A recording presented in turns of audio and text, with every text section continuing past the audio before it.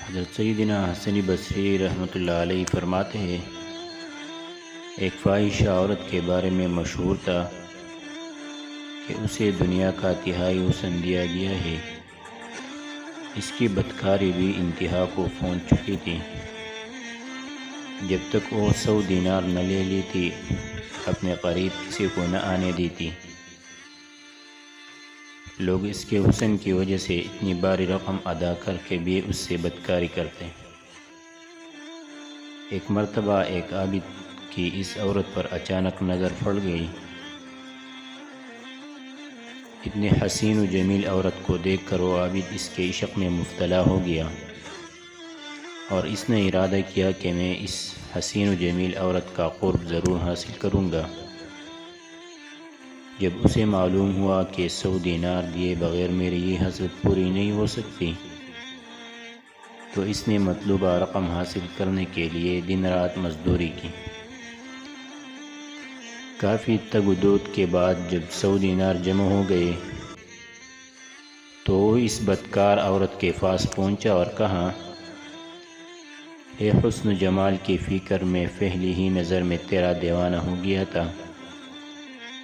تیرا قرب حاصل کرنے کے لیے میں نے مزدوری کی اور اب 100 دینار لے کر تیرے پاس آیا ہوں۔ یہ سن کر اس فاحشہ عورت نے کہا، اندر آ جاؤ۔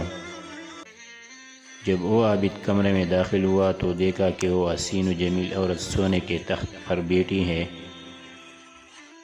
اس نے عابد سے کہا، میرے قریب آؤ اور اپنی دیرینہ خواہش پوری کر لو۔ میں حاضر ہوں، آؤ میں قریب آؤ۔ وہ عابد بے تاب ہو کر اس کی طرف بڑھا اور اس کے قریب تخت پر جا بیٹھا۔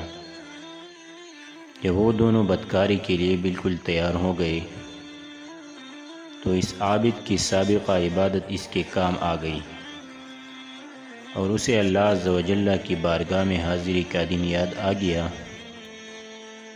بس یہ خیال آنا تھا کہ اس کے جسم پر کپکپی طاری ہو گئی، اس کی شہوت ختم ہو گئی، اور اسے اپنے اس پیل بد کے ارادے پر بڑی شرمندگی ہوئی۔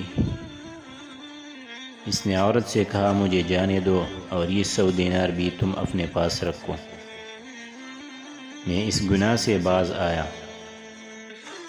اس عورت نے حیران ہو کر پوچھا، آخر تمہیں کیا ہوا؟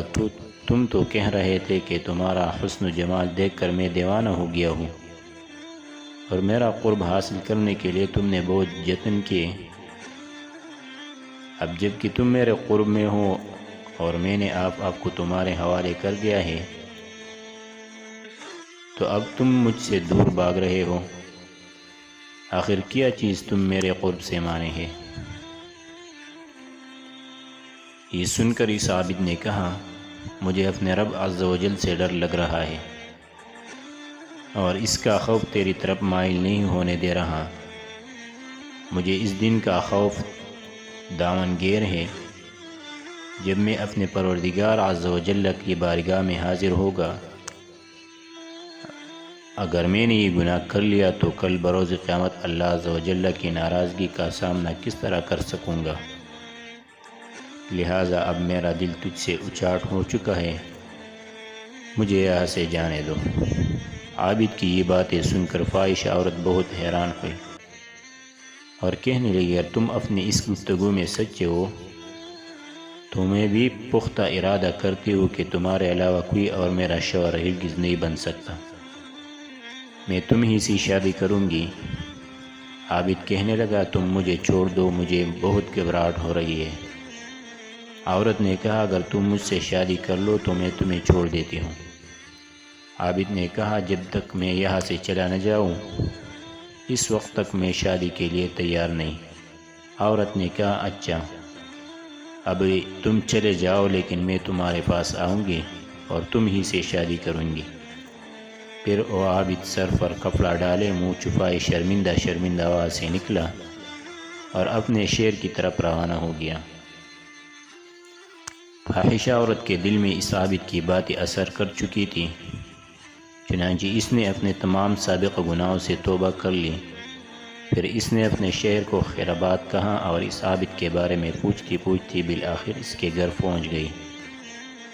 لوگوں نے عابد کو بتایا کہ فلاں عورت تم سے ملاقات کرنا چاہتی ہے۔ عابد باہر آیا، جیسے ہی اس کی نظر عورت پر پڑی تو ایک زوردار چیخ ماری اور اس کی روح عالم بالا کی طرف پرواز کر گئی۔ عورت اس کی طرف بڑھی تو دیکھا کہ اس کا جسم ساکت ہو چکا تھا۔ وہ بہت زیادہ غمزدہ ہوئی اور اس نے لوگوں سے پوچھا، کیا اس کا کوئی قریبی رشتہ دار ہے؟ لوگوں نے کہا، ہاں اس کا ایک بھائی ہے لیکن وہ بہت غریب ہے۔ یہ سن کر اس عورت نے کہا، میں تو اس نیک عابد سے شادی کرنا چاہتی تھی، لیکن یہ تو دنیا سے رخصت ہو گیا، اب میں اس کی محبت میں اس کے بھائی سے شادی کروں گی۔ چنانچہ اس عورت اور عابد کے بھائی کی شادی ہو گئی۔ اللہ رب العزت نے انہیں نیک و صالح اولاد عطا فرمائی اور ان کے ہاتھ 7 بیٹے ہوئے جو سب کے سب اپنے زمانے کے مشہور ولی بنے۔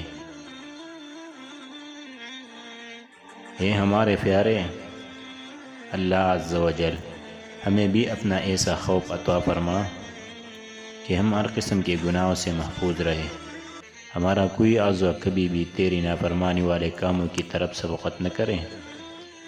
یا اللہ عز و جل ہمیں عبادت کی لذت و چاشنی عطا فرما۔ اگر بتقاضائے بشریت ہم سے گناہ سرزد ہو جائے تو اپنے فضل و کرم سے فوراً توبہ کی توفیق عطا فرما، اپنی ناراضگی سے ہماری حفاظت فرما، ہمیں گناہوں پر شرمندگی عطا فرما۔ یا اللہ عز و جل تو ہی گناہ گاروں کے گناہوں کو معاف فرمانے والا ہے، اپنے محبوبوں کے صدقے ہماری تمام خطائیں معاف فرما دے اور اپنی دائمی رضا کی دولت سے ہماری جولیاں بھر دے۔